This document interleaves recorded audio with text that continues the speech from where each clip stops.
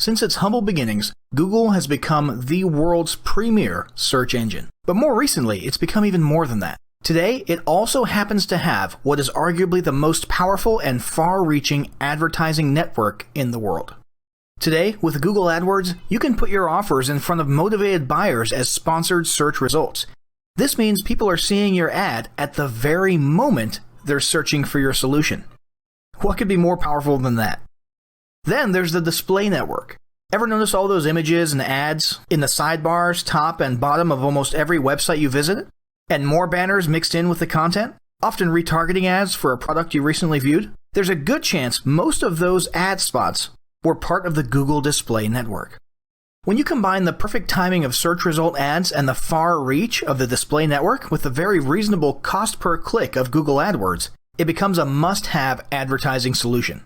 Here's some stats that paint a clear picture of why you should be using Google Ads. Google owns over 70% of the search market share. They officially have the world's largest ad network. Google's display campaigns reach a whopping 80% of global internet users. When people see display ads, they're over 150% more likely to search for brand or segment-specific words. And even if you're planning to just focus on organic SEO, you need to have Google Ads in the mix. Almost 90% of traffic from search ads is not replaced by organic clicks when ads get paused. For people searching with real buyer intent, the ad spots at the top end up getting around 40% of the clicks on the SERPs, or search engine results pages. And almost 100% of searchers go with businesses they see on the first page of the SERPs. So getting those sponsored results up there is a must. In case there was any doubt about the effectiveness of these ads, here's a few more stats. On average, marketers make $2 in sales for every $1 they spend on Google Ads. On mobile, around 70% of searchers take action within 1 hour, and 70% say they call businesses directly from Google Search. And yes, you can have your clickable phone number right there in the search ad. All these stats probably explain why over 70% of these businesses plan to increase their ad spend in the future. So, we've gone over why you should be using Google advertising in your business. Now let's talk about setting some goals.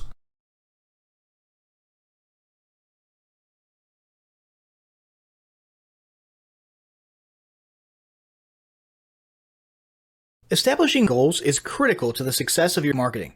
Countless entrepreneurs and businesses have set up an advertising account, run a few ads, and then let it sit untouched for months or even years. This is usually due to a lack or absence of goals. So before you even begin establishing any sort of strategy, you need to establish clear goals. Your goals should be specific, measurable, and attainable. They can be long-term, short-term, or a mix of both. Deadlines and milestones can be helpful as well. Let me give you an example. I want to increase my traffic and sales would be an example of a bad goal that will likely result in your marketing efforts petering out after a while, because there's no specifics or milestones. On the other hand, I want to generate 1,000 new leads by Christmas is an example of a good goal. It's specific, measurable, and certainly attainable. Below are some examples of the various goal categories you might be interested in for your business. First up, there's traffic to website, which usually means sales, leads, or content marketing. Probably one of the most popular goals of marketing is to funnel your traffic back to your own web properties and convert that traffic into brand followers, leads, prospects, and customers. So maybe your goal is to get people to a landing page with a free offer where they can subscribe to your list and become a lead. Maybe they're being sent to a sales page or an e-commerce store. Maybe you just want to do some content marketing and send them to your blog. Next, let's look at the social following goal. In this goal category, your aim is to build a large number of followers. This usually means likes in the case of a business or brand page, or it could mean friends if you're focusing on your personal profile. The main sought-after benefit here is to increase the number of people who will see your posts in their newsfeed. If you grow a large enough community, this can be very beneficial, and if your content is engaging enough to get a lot of traction in the form of likes, comments, and shares, you can significantly increase the range of your organic reach into people's newsfeeds. Paid advertising, either directly to your social platforms or to a page that encourages social following, can be a great way to accomplish this. Next, let's talk about brand awareness. Another goal that's less thought about might be spreading brand awareness and recognition.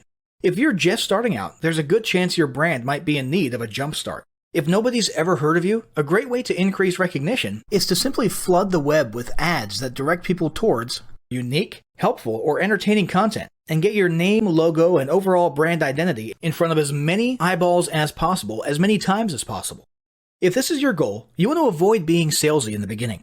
Ensure you're focused almost entirely on helpful, relevant, or entertaining content. Next, there's expanding existing audiences. If you've already got an audience, your goal might be to make it bigger. Paid advertising can be used to direct traffic to viral content like a funny video that people will share. Other ways to expand existing audiences can include driving paid ads to contests, sweepstakes, and gamification systems. Assuming your offers and prizes are compelling enough, incentivized sharing and engagement can be very effective. After that, there's enhancing or repairing public relations. Do you want to set your company apart in the public eye? Do you want to associate your brand with feelings of goodwill and community involvement? If any of these apply to you, then enhancing or repairing your public relations could certainly be a good Facebook marketing goal for your business. Often we hear about PR operations as being focused on damage control or repairing harm to a company's reputation. But it doesn't take a humiliating public catastrophe to make PR enhancement a good idea. This is a goal that any business can engage in.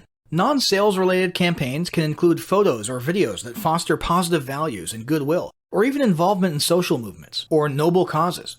A quick note about the social movements: be careful not to alienate half of your prospects. Although you may be super passionate about something and it may seem like it's worth putting your company out there in association with a certain cause, there's a good chance that a month later when you sit down to do your bookkeeping, you're going to regret it. So just be careful how you go about that. Here's some more ideas.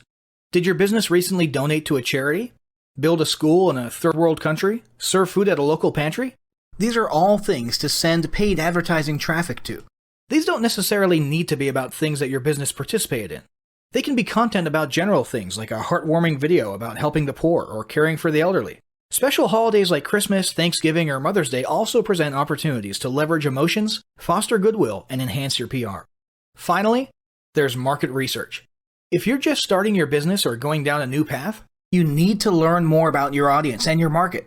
Paid ads can get people to vote in polls, take surveys, or even drive them to the comments section of a blog where they'll share their opinions.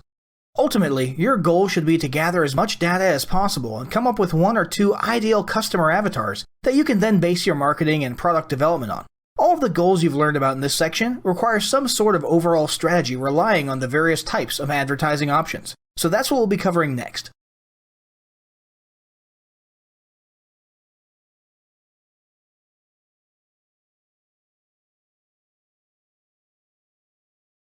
Now that you've got your goals established, it's time to start cranking out some quality ads. Let's look at some of the types of ads you can create and leverage in your marketing.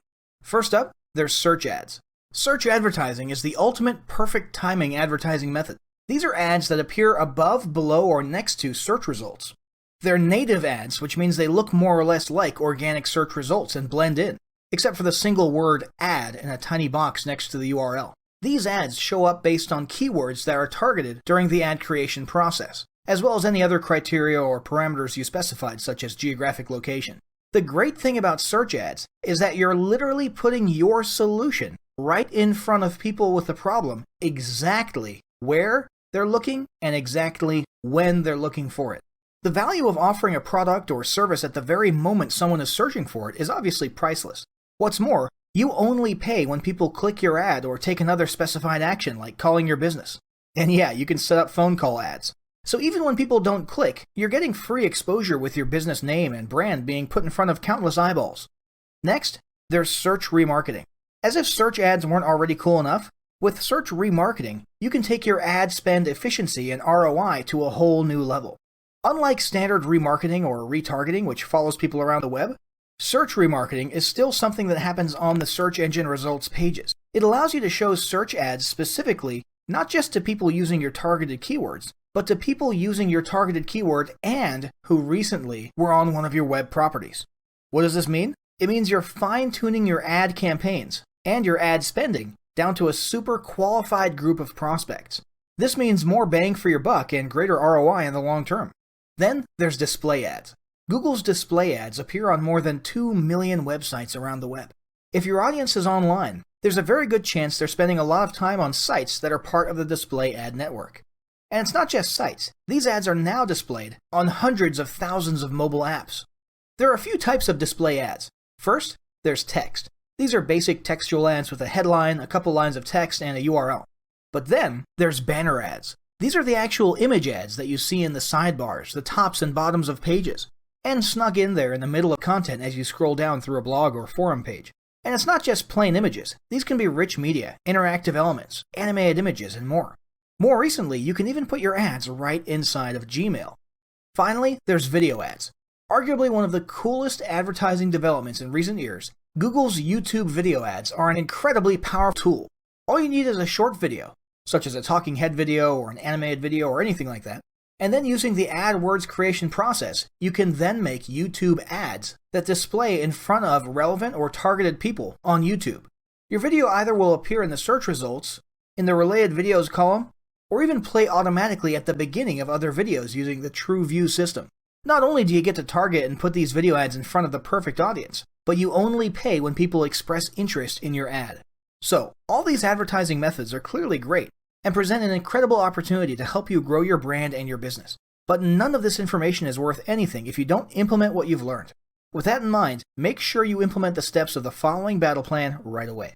Step 1. Determine your advertising goals. Step 2. Get your relevant web properties ready to receive traffic. Step 3. Do some research to determine the best keywords and other parameters. Step 4. Choose your best ad type and start creating ads.